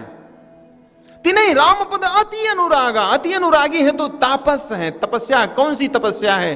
क्या प्रेमानंद जी महाराज की ना, वो भी उठते होंगे, प्रयाग परिभ्रमण करते होंगे, ब्रह्म मुहूर्त में उठ जाते होंगे, ऐसा होता होगा? तपस्या तो होती होगी साहब। अब बताएं, एक लड़का जो है अपनी पत्नी से इतना प्रेम, कभी नई नई पत्नी आई तो प्रेम हो गया। हो सकता है कि लव मैरिज किया हो। कहते हैं कि महाराज जी अरेंज मैरिज में उतना प्रेम बनता नहीं है, एक अनजाने आदमी से कैसे प्रेम करें? अब ये तो मैं पूरी बात नहीं बता पा रहा हूं, वो अरेंज मैरिज था कि लव मैरिज था, लेकिन विवाह हुआ, पत्नी से प्रेम था, पक्की बात है। और 1 ही सप्ताह हुआ था पत्नी को, 1 ही सप्ताह। वो बालक कहीं गया था, आया वहां से तो अरे वो पिंकी कहां गई मम्मी? तो वह पिंकी का तो भाई आया था, ले गया, उसके मां की तबीयत खराब थी। अरे अब इसको पता नहीं, वाइफ चली गई। अब इसका प्रेम जरा देखो, ये तुरंत अपनी बाइक को स्टार्ट कर दिया, ससुराल चला गया। भले की बात है, आजकल तो ज्यादा अंग्रेजियत हो गई है, आर्टिफिशियलिटी ज्यादा हो गई है, लोग ज्यादा खुले विचारों के हो गए। 20-25 साल पहले थोड़ा ऐसा इतनी आर्टिफिशियलिटी, इतना खुलापन नहीं था। तो पहुंच तो गया, बाजार तक गया, ससुराल नहीं गया, थोड़ी देर पहले रुक गया। और वहां वो पट्टा इंतजार करने लगा कि थोड़ी तपस्या बाजार में। अच्छा, किसी बाजार में जाकर के बिना परिचय के, जहां आपको कोई काम नहीं है, न तो कुछ चाय पीनी है, न पान खाना है, न मिष्ठान लेना, कुछ नहीं करना है। हाँ, हो सकता है आप लोगों के साथ कभी ये घटना घटी हो। अनजाने बाजार में बिना मतलब के 2, 2.5, 3 घंटे कैसे बिताएंगे आप? वही तो उसका प्रेम था। अब वो रोड पे ही भटक रहा होगा, 2.5, 3 घंटा कैसे बीतेगा? गाड़ी में तेल रहा होगा, घूमता रहा, कुछ भी किया। 2.5, 3 घंटे की वो तपस्या है। उसका लक्ष्य ये नहीं है कि फला बाजार में मैं जाकर के 2 घंटे तक मोटरसाइकिल घुमाएं या किसी दुकान में बैठ करके चाय पिए, होटल में बैठ करके भोजन करे। लक्ष्य तो उसकी वाइफ है। इसको कौन जानता है कि ये बंदा यहां आके क्यों बैठा है? ये मैं जानूं या वो जाने? मोहन से दिल क्यों लगाया है भाई? ये सिर्फ मैं जानूं या वो भटकता रहा, वहां जाके समय बिताया, रात्रि के समय जाता है। अब बताओ, ये सिर्फ इसलिए उदाहरण आपको दिए कि गोस्वामी जी ने जब ये शब्द लिखा कि भरद्वाज मुनि बसहि प्रयागाति नहीं राम पद अति अनुरागा, तपस्या क्या है? अब चाहे 4 बजे उठ करके गंगा जी स्नान करने चले जाओ, या 4 बजे ब्रह्म मुहूर्त में उठ करके स्नान करो, क्योंकि परंपरा है, वैदिक परिपाटी है कि जब तक स्नान नहीं करेंगे, मंदिर नहीं जाएंगे, भगवान की आराधना। कुछ ऐसे भी प्रेमी हैं सरकार, अरे जो कहते हैं हमको स्नान करने की जरूरत नहीं है। 2 महात्मा थे, अपने चेले के यहां चले गए, तो अच्छे महात्मा, बढ़िया महापुरुष थे, वहां रहे। एक के चेले थे और एक महात्मा जी के मित्र थे। वहां रात्रि भर रहे, फिर दोनों चले गए। फिर वो जिनके चेले थे वो तो चले गए, बात गई, रात गई, बात गई। कुछ दिन के बाद वो जो दूसरे महात्मा जी थे, वो कुछ ज्यादा भगवान का प्रेमी अपने आप को बताते थे, तो सुबह 8-10 बजे तक सोते थे। कोई पूछता था, भाई बोलने की अच्छी उनके अंदर कला थी, वक्ता थे, प्रखर वक्ता थे, तो उसको डांट देते थे, हम भगवान से प्रेम करते हैं, हम भगवान के प्रेमी हैं, फिर हमको स्नान ध्यान करने की क्या जरूरत है? हम तो उनका चिंतन करते हैं, हम तो उनका स्मरण करते हैं। उनके जो गुरुजी थे वो तो 5 बजे उठ जाते थे। तो वो बोला कि भाई गुरुजी के मित्र हैं तो गुरुजी जैसे ही होंगे। बोला, गुरुदेव आप हमारे गुरुजी के मित्र हैं तो गुरुजी जैसे ही हैं। कितने बजे सुबह उठेंगे, गर्म पानी से नहाएंगे कि मुझे तिलक लगाने की जरूरत नहीं, गर्म पानी, ठंडा पानी, ये सब नाटक मुझसे नहीं चलेगा, ठीक है, मुझे कोई जरूरत नहीं। चेला हैरान, ये कैसे गुरुजी हैं, सुबह उठेंगे नहीं, इनको तिलक भी नहीं चाहिए, कोई कर्मकांड नहीं करना, दिन भर उनकी नौटंकी को झेला। बोले गुरुजी भोजन में क्या बना दें, शुद्ध सात्विक लेंगे? बोले नहीं नहीं, बढ़िया पनीर की सब्जी बनाओ, बढ़िया पनीर, उसमें प्याज लहसुन खूब डालो। बोले हमारे गुरुजी तो ये सब नहीं लेते। बोले तुम्हारे गुरुजी कच्चे महात्मा हैं? कच्चे महात्मा, मैं पक्का महात्मा हूं, मुझे ये भक्ति का क्या संबंध है प्याज लहसुन और पनीर से? भाई भक्ति का इससे कोई संबंध नहीं, मैं तो पनीर खाऊंगा। भाई पनीर खाएंगे, मटर की पूड़ी खाएंगे, तो रात में क्या हो सकता है, दुर्घटना घट सकती है कि नहीं? गुरुजी जब आते थे, उनके गुरुजी बहुत कर्मकांड करते थे, तो चेले को तो अपने गुरुजी के बारे में पता है, गुरुजी के मित्र के बारे में पता नहीं है। तो चेला रात में आया, बोला गुरुजी आपका आसन कहाँ लगा दें, मंदिर में सोएंगे कि बाहर? अरे मंदिर में, वहां इतने मच्छर खाएंगे हमको, और बाहर हम सोएंगे? हमको तो भाई देखो वीआईपी कमरा चाहिए, हमको वीआईपी। तो बोले गुरुजी हमारे यहाँ तो एक ही वीआईपी कमरा है, हम पति पत्नी रहते हैं, वो आपके लायक हो। अरे बोले क्या तुम लोग क्या कोई पापात्मा थोड़े ही हो? अरे जिस बिस्तर पे तुम सोते हो मैं भी उसी पे सो लूंगा। वो पति पत्नी बेचारे बाहर चले आए, रात को अपने बिस्तर पे सुलाए गुरुजी को, पनीर की सब्जी मटर की पूड़ी खा करके। बोले गुरुजी कुछ चाहिए? बोले क्या चाहिए? मेरे अंदर प्रेम है, ज्ञान है, मैं ज्ञान और प्रेम का साधक हूं। बोले ठीक है गुरुदेव। भाई सदगुरु के शिष्य थे, कुछ उनका असर पड़ा था। खूब पीटते हैं, खूब चिल्लाते हैं, अरे तुम लोग सुन नहीं रहे हो, कैसे हो भगत, मुझे प्यास लगी है, पानी तो दे दो। उठे नहीं। प्यास भी लगती, तमाम प्रक्रियाएं होती, जितनी प्राकृतिक चीजें होती हैं सब होती हैं, उनका हर कर्म वहीं हो जाता है अंदर ही महात्मा का। और सुबह अच्छे खासे नाराज होते हैं, अरे बोले तुम लोग उठे नहीं, मुझे पानी नहीं दिए। चेला बोला गुरुजी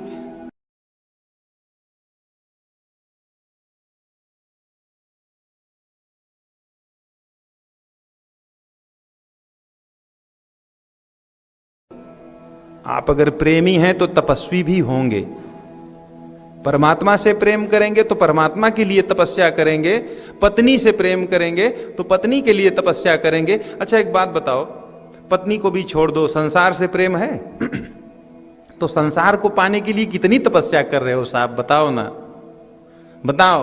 संसार को पाने की कितनी तपस्या हो रही है, उस कैटेगरी की तपस्या। यहां तपस्या की कैटेगरी अलग है। अब अगर एक घर से प्रेम है, गाड़ी से प्रेम है, मोटर से प्रेम है, बंगले से प्रेम है, पद प्रतिष्ठा से प्रेम है, उसको पाने के लिए कितनी तपस्या आप कर रहे हो, दिन दिन रात रात सोते नहीं है साहब संसार पाने के लिए।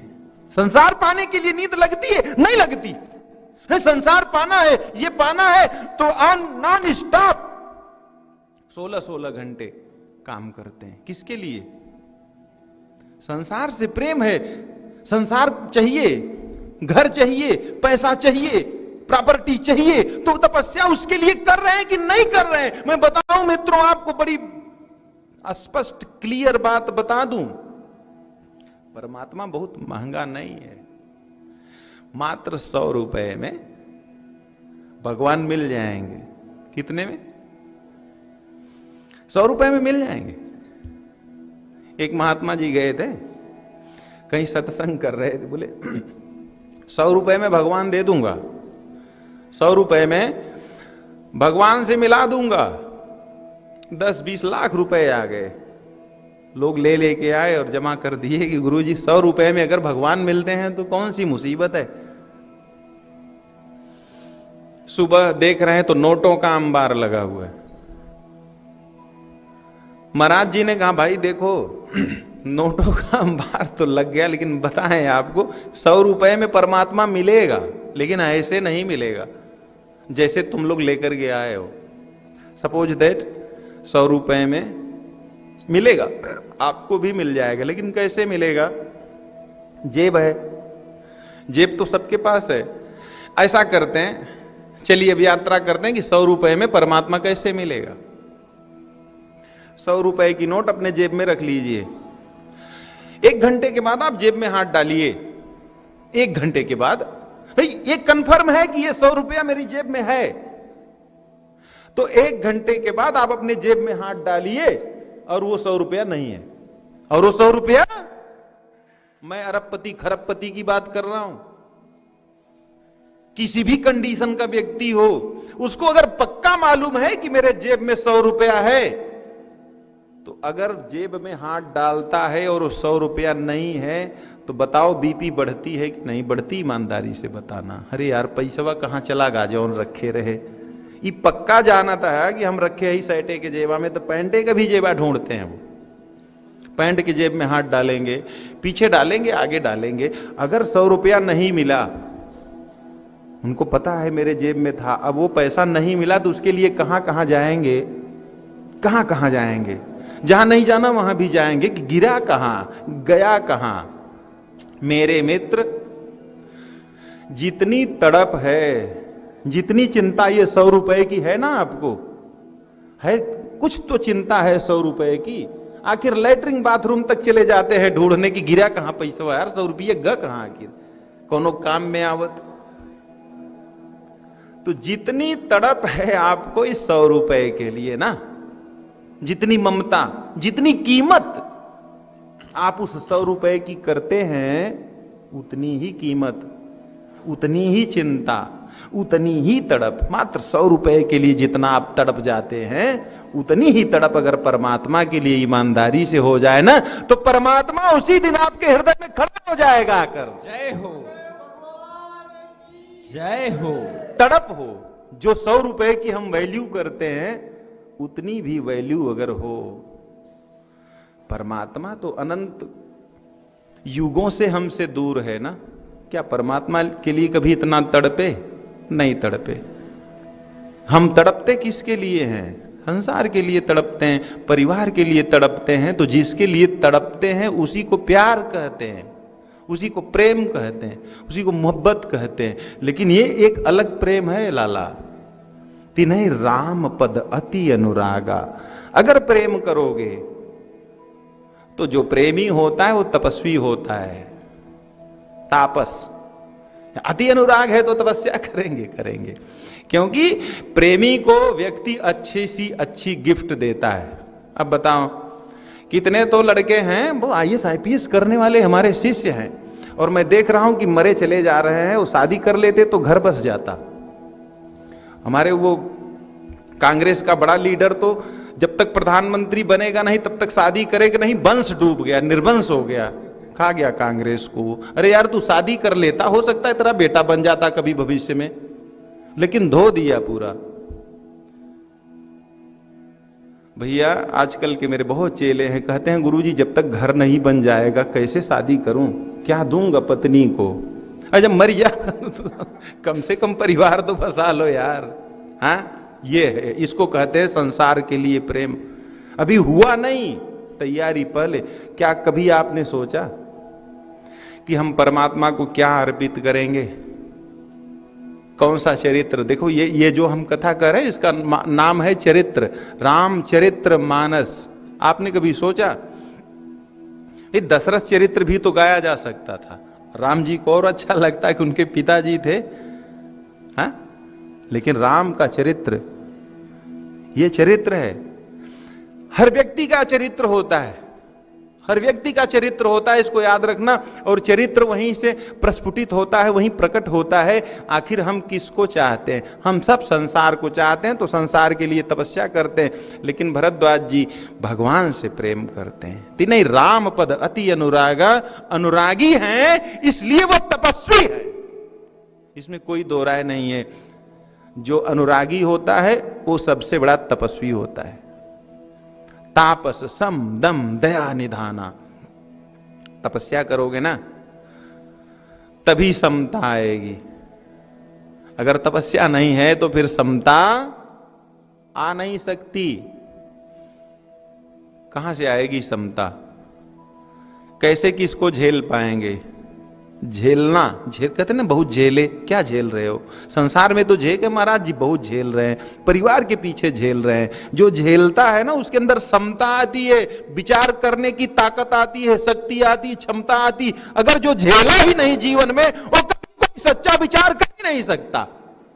कितना आप ऑब्जर्व कर सकते हैं, कितना रिसीव कर सकते हैं, समस्याओं को कितना झेल सकते हैं। झेलेंगे तब समता आएगी। और झेलना ही एक तपस्या है साहब। भगवान के लिए झेलिए। ठंडी में उठ करके माघ का महीना अभी अभी गया है।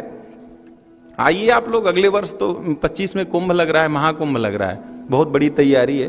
कई हजार करोड़ हमारे उत्तर प्रदेश के मुख्यमंत्री योगी जी पास कर रहे हैं वहां के लिए। तैयारी अभी से शुरू है। देखो तैयारी अभी से शुरू है जी उस महाकुंभ की।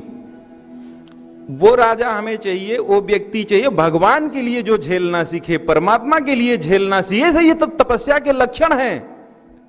अब बताइए, हम लोग अपने अपने घर की पूर्ति नहीं कर पा रहे हैं, हम किसको तपस्वी समझें? रामचरितमानस कह रहा है कि भरद्वाज जी बहुत बड़े तपस्वी हैं। इसलिए तपस्वी हैं कि परमात्मा से उनको प्रेम है। परमात्मा से प्रेम है तो उनकी तपस्या भी परमात्मा के लिए है ना। अब मोदी जी के कैठे लड़कियां हैं बताओ। मैं तो देख रहा हूं उनके जितने सगे वाले हैं सब साधारण जीवन जी रहे हैं। योगी जी के परिवार वाले साधारण जीवन जी रहे हैं, और कहीं थोड़ी सी दृष्टि कर दे तो सब करोड़पति अरबपति हो जाएंगे। हो जाएंगे कि नहीं हो जाएंगे? नहीं, उसके लिए नहीं कर रहे हैं वो। कुंभ की तैयारी हो रही साहब, कई हजार करोड़ रुपया खर्च हो रहा है, कई हजार करोड़ मुख्यमंत्री जी करेंगे उत्तर प्रदेश के। तो है ना कहीं परमात्मा से बिना प्रेम के हो रहा है क्या? अन्य सरकारों में हमको 20 बरस हो गया वहां रहते। अन्य सरकारों में हमने देखा है कि मलेच्छों को वहां का अध्यक्ष बनाया जाता था और धर्म के लिए कुछ नहीं, धर्म के लिए वहां कुछ नहीं दिया जाता था, कुछ भी नहीं दिया जाता था। कैसे कैसे वहां साधु संत अपना जीवन जीते थे। लेकिन मैं आज धन्य उनको मानता हूं, धन्य उसको मानता हूं कि वहां जो साफ सफाई करने वाले हैं, वहां के जो सफाई कर्मी हैं, एक ऐसा भी राजा आया वो सफाई कर्मी का चरण धोया जाकर के वहां पे। वो परमात्मा का प्रेमी है, वो महाकुंभ का प्रेमी है और वो सनातन का प्रेमी है। और वही हिंदू राष्ट्र की स्थापना भी कर सकता है अपना परिवार सजाने के लिए, अपना घर सजाने के लिए। परिवारवाद को बढ़ावा देने वाला, वंशवाद को बढ़ावा देने वाला व्यक्ति कभी नहीं प्रेम कर सकता और न परमात्मा के लिए और देश के लिए, समाज के लिए कुछ कर नहीं सकता। तो ये प्रेमी है, ये दिख रहा है, स्पष्ट दिख रहा है, क्लियर दिख रहा है कौन प्रेम कर रहा है। प्रेम जब करोगे तो उनके लिए काम करोगे। भरद्वाज जी प्रेम कर रहे हैं, उनके लिए काम करते हैं। 4 बजे उठते हैं सरकार, ठंडी के महीने में एक दिन आओ वहां, कितने हमारे गुजरात और महाराष्ट्र के हजारों लोग तो ये बोल करके पल्ला झाड़ लेते हैं, गुरुजी माघ के महीने में प्रयागराज मत बुलाओ, 1-2 लाख रुपया चाहिए तो ले लो, वहां मत बुलाओ, वहां आ नहीं पाएंगे। क्यों नहीं आओगे? बड़ी ठंडी है गुरुजी, वहां स्नान नहीं कर पाएंगे, स्नान नहीं कर पाएंगे तो पाप लगेगा। इससे समझ में यह आता है भाई देखो, अगर जिसको प्रेम होगा तो क्या वह स्नान करने से डरेगा, गंगा में जाने से डरेगा? एक बात बताओ, आप अपने परिवार के लिए तो ऐसा नहीं कहते हो कि मुझे ठंडी लग जाएगी, परिवार के लिए तो हर एक त्याग कर रहे हो, तो क्या परमात्मा के लिए भी यार कुछ तो त्याग करो, कुछ तो ऐसा करो कि समझ में आए नहीं हाँ ये बंदा सही जा रहा है, ऐसा तो नहीं समझ में आ रहा है। देखो हमें जब प्रेम होगा ना तभी घटना घटेगी, नहीं तो घटना प्रेम अंतिम में होता है, ये बात गलत है। अंतिम में क्या होगा? अंतिम में मौत आएगी, कुछ नहीं होगा, पहले प्रेम होता है। प्रेम पहली सीढ़ी है, वो प्रेम जिससे हो गया उसी के लिए पूरा जीवन आदमी खपा देता है, रच पच के उसी में खत्म हो जाता है। वो सौभाग्यशाली होता है जिनको परमात्मा से प्रेम हो जाए। गुरुदेव भगवान को देखिए कितना प्रेम है परमात्मा से, आदर्श है, इतना प्रेम है। और प्रेम है तब ये घटनाएं घट रही हैं, तब ये क्रियाएं हो रही हैं। अब बताइए, करके दिखाइए ना, एक लोग करके दिखाइए इतना बड़ा कर्मकांड, ऐसा कार्य तो तभी होगा जब प्रेम होगा। तो रामचरितमानस हमें यह संदेश दे रहा है कि जब हम पहले ही घाट पे पहुंचते हैं, प्रयाग में पहुंचते हैं, संत संग में पहुंचे, सत्संग में जब पहुंचते हैं तो क्या होता है? बोले भरद्वाज मुनि बसई प्रयागा तिनई राम पद अति अनुरागा। पहले अनुरागा है, बाद में तपस्या है। तापस समदम दया निधाना परमारथ पथ परम सुजाना। जिससे प्रेम करता है उसी के पथ पे वह साधक चलने लगता है, उसी को पाने के लिए यात्रा करने लगता है। जैसे वह बच्चा अपनी पत्नी से प्रेम करता था, उसको जब पता चला कि पत्नी मायके चली गई, मोटरसाइकिल उठाता है, सीधा उसी पथ पे चला जाता है जहां पत्नी गई थी। बीच में रुकावट के लिए 2 घंटे के लिए खेद होता है तो बाजार में रुक जाता है, मर्यादाएं आती हैं, थोड़ा रुक जाता है, लेकिन लक्ष्य क्या है कि जिससे प्रेम कर रहा है उसके पास अब वो जाएगा। और भैया वो तो जाता है, शाम हो गई, रात में जाता है। और पहले का जमाना थोड़ा ससुराल, अब तो क्या है, अब तो पहले ससुराल जाते हैं, बाद में सारी क्रियाएं करते हैं। ससुराल रात में जब जाता है तो गांव का माहौल जो होता है ना पहले का, अब तो सब अंग्रेजियत आ गई, सब बहुत कुछ बदल गया।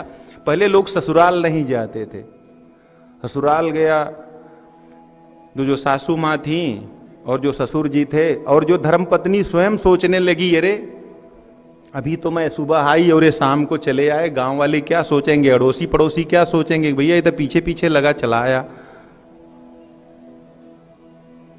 तो लोग कहते हैं अरे दामाद राजा आए हैं, इनको ऐसा करो छुपा दो, कोई देखने ना पाए। बोलिए राजा रामचंद्र भगवान की।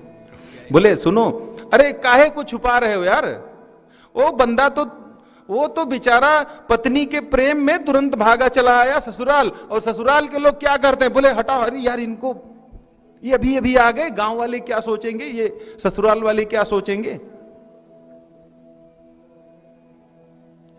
अब रात का माहौल, भैया किसी तरह से भोजन पानी बना, उसके प्रेम में देखो वो कितना झेल रहा है।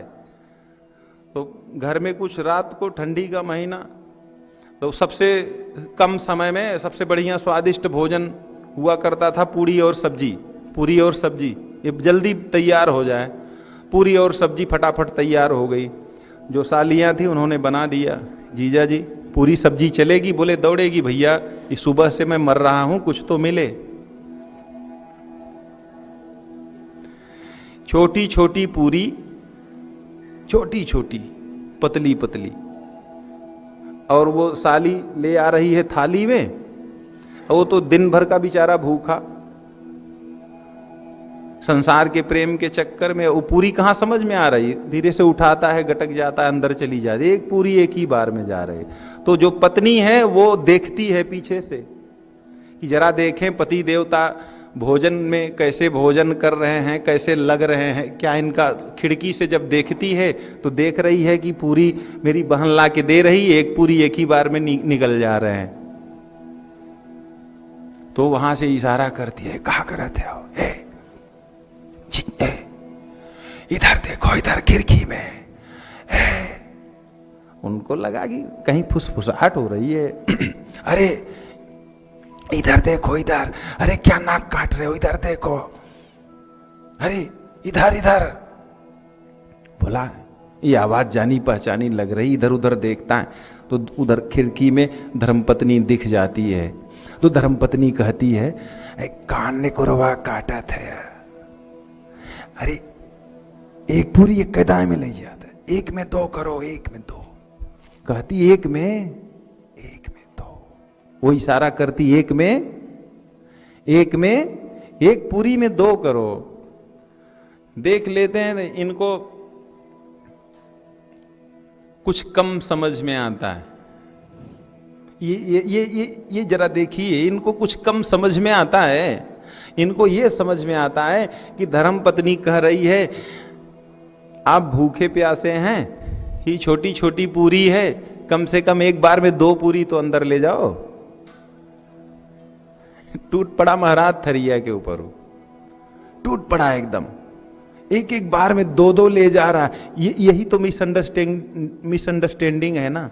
संसार में जब हम प्रेम करते हैं तो कहीं न कहीं फंसते हैं और लोगों को फंसाते हैं, ये निश्चित है। संसार से प्रेम करने वाला कहीं न कहीं फंसेगा, अकेले नहीं फंसेगा, औरों को भी फंसा देगा। लेकिन जो परमात्मा से प्रेम करने वाला सद्गुरु होता है, बोले वो फंसाता नहीं, अपने भी मुक्त होता है और अपने सानिध्य में आने वालों को भी मुक्त कर देता है। बोलिए राजा रामचंद्र भगवान की। 2 बार सीताराम संकीर्तन करते हैं हम लोग। श्री राम जय जय राम। बोलिए सब लोग, जय राम जय जय राम। श्री राम जय जय राम। श्री राम जय जय राम। श्री राम जय जय राम। श्री राम जय जय राम। ये है, हम जिससे प्रेम करेंगे वो पहली सीढ़ी प्रेम है, पहला घाट प्रेम ही है। संत का मतलब ही है, अगर संत मिला तो हम परमात्मा के प्रेमी आज नहीं कल बनेंगे, और जब उनके प्रेमी बनेंगे तभी उनके लिए हम कुछ करेंगे, अन्यथा हम कुछ करने वाले नहीं है। बोलिए राजा रामचंद्र भगवान की जय हो। ये सीधा देखिए लाइव प्रसारण अध्यात्म टीवी चैनल पे हमारे ये कमलेश भैया बड़ी मेहनत परिश्रम से कर रहे हैं। मैं इनको ढेर सारा धन्यवाद दे रहा हूँ। और अध्यात्म टीवी चैनल के माध्यम से पूरे देशवासियों को मैं शुभकामनाएं और धन्यवाद प्रदान कर रहा हूँ। और ये अपील भी कर रहा हूँ, अभी आचार संहिता तो लगी नहीं है, लेकिन एक बात याद रखना, अगर इस हम संसार में रह रहे हैं, इस अगर भारत देश में रह रहे हैं ना, मैं यहां चैनल पे लाइव कह रहा हूं, मोदी बहुत जरूरी है। जिसलिए हमारे शरीर में प्राण मीन्स वायु और ऑक्सीजन की जरूरत है, उसी प्रकार से अगर हमारे हिंदुत्व को, धर्म को सही तरीके से सुरक्षित रखना है तो याद रखना मित्रों, मोदी जी को पुनः, भाई मोदी जी कोई साधारण नहीं है, ये राज ऋषि हैं। और मैं बताऊं, जो व्यक्ति मोदी जी के कंडीशन में पहले प्राचीन और वैदिक युग में आता था, उसी को चक्रवर्ती कहा जाता था। दुनिया में ज्यादा से ज्यादा देशों के लोग जिसकी बात माने ना, उसी को चक्रवर्ती कहते हैं। मैं इसलिए कह रहा हूं, एकदम धर्म और शास्त्र और वैदिक पद्धति से कह रहा हूं। अगर इस पे कोई मुझसे बात करे, बड़ी लंबी बहस कर सकता हूं, क्योंकि जीवन में खास करके यहां वो लोगों को कितने लोगों को समझने के लिए सैकड़ा साल भी लग जाएगा, 100 साल से कम नहीं लगेगा समझने में, लेकिन बहुत विचार करके तब कह रहा हूं, बहुत आवश्यक है। तो ये 1 बजे से लेकर के 5 बजे तक, आज तो पहले दिन तो अक्सर लेट होता ही है, 1 बजे से लेकर के 5 बजे तक, और कल से संगीत भी रहेगा। क्या नाम आ गए?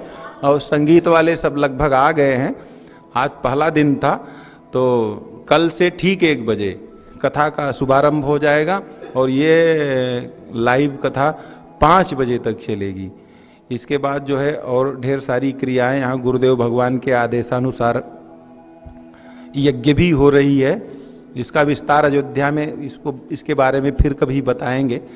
तो ये कई प्रकार के कार्यक्रम हमारे योगी जी, देखिए विजयानंद जी हैं, हमारे योगी अखाड़ा के वो राष्ट्रीय अध्यक्ष शिवनाथ योगी जी हैं, और हमारे ये, जरा इधर आओ भाई मुकेश जी, 1 सेकंड खड़े हो जाओ आप, चावड़ा साहब आप भी आ जाओ, लोगों का परिचय तो करा दूं अपने देश के लोगों से।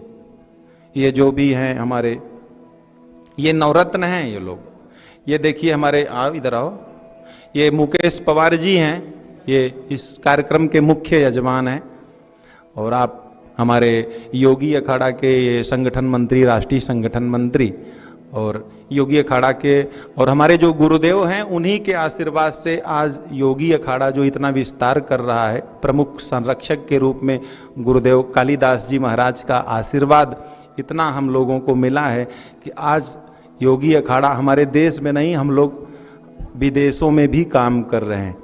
तो ये मैं अध्यात्म टीवी चैनल के माध्यम से जितने भी योगी अखाड़ा परिवार के लोग हैं, सभी तो यहाँ समाहित नहीं हो सकते हैं, लेकिन जहां भी आप लोग हैं, जिस भी स्थिति में हैं, मोदी जी का सब लोग खुल करके सपोर्ट करिए। तीसरी बार भी उन्हें प्रधानमंत्री बनाना है, और कल से कार्यक्रम 1 बजे से शुभारंभ होकर के ठीक 5 बजे तक चलेगा। सभी लोग अपने अपने स्थान पे खड़े हो जाएंगे। आज बिना संगीत के ही आरती कर लेते हैं, कल से तो संगीत रहेगी। और इस कार्यक्रम में आज एक और लोग बहुत परिश्रम किए हैं, कमल जी जो हैं काफी परिश्रम किए, मैं उनको भी आशीर्वाद दे रहा हूं। आरती की थाल बना लें और सब लोग खड़े होकर के आरती करेंगे। इसके बाद प्रसाद लेकर के ही यहाँ से अपने हम लोग स्थान को जाएंगे। बोलिए राजा रामचंद्र भगवान की। श्री राम जय जय राम। श्री राम जय जय राम। हे राजा राम तेरी आरती उतारूं, हे राजा राम तेरी आरती उतारूं, आरती उतारूं तो पे तन मन वारूं, आरती उतारूं तो पे तन मन वारूं, हे राजा राम तेरी आरती उतारूं, हे राजा राम तेरी आरती उतारूं, आरती श्री रामायण जी की, आरती श्री रामायण जी की।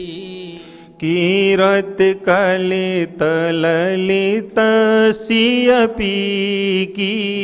कीरत कलित ललित सियपी की। गावत ब्रह्मादिक मुनि नारद। गावत ब्रह्मादिक मुनि नारद। वाल्मीक विज्ञान विशारद। वाल्मीक विज्ञान विशारद।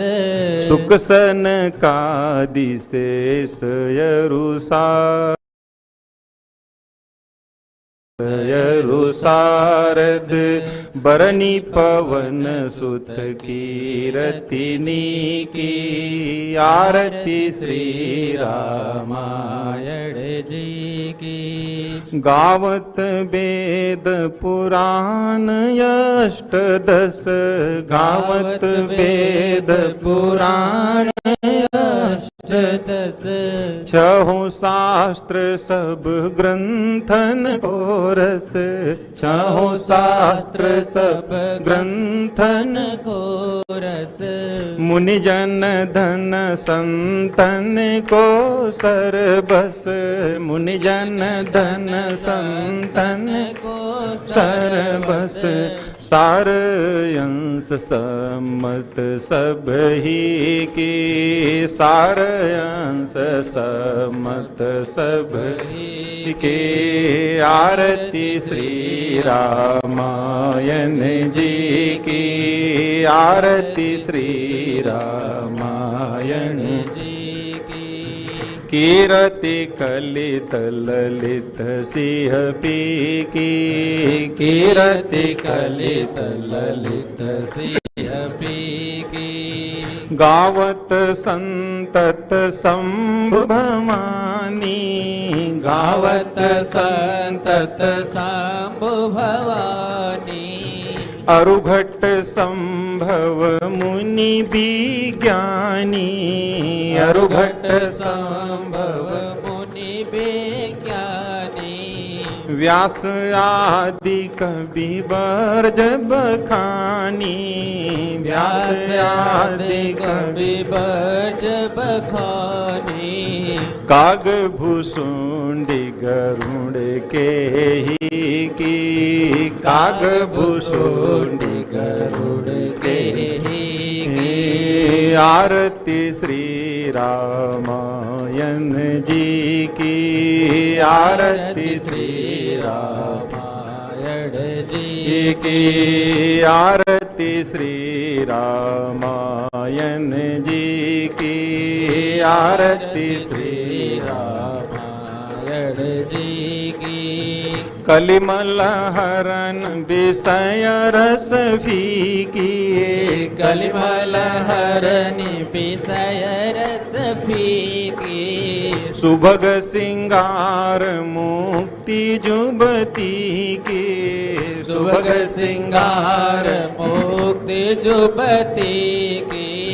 दलन रोग भव मूरी अमी की। दलन रोग भव भूरी अमी की। तात मात सब विधि तुलसी की। तात मात सब विधि तुलसी की। आरती श्री रामायण जी की। आरती श्री रामायण जी की। कीरति कलित ललित सिंह पी की। कीरति कलित ललित सिंह पी की। कर्पूर गौरम करुणावतारम संसार सारम भुजगेन्द्रहारम सदा वसन्तं हृदयारविन्दे भवं भवानी सहितं नमामि। आरती श्री रामायण नारायण जी की कीरति कलित ललित सिंहबी की कीरति कलित ललित सिंहबी की।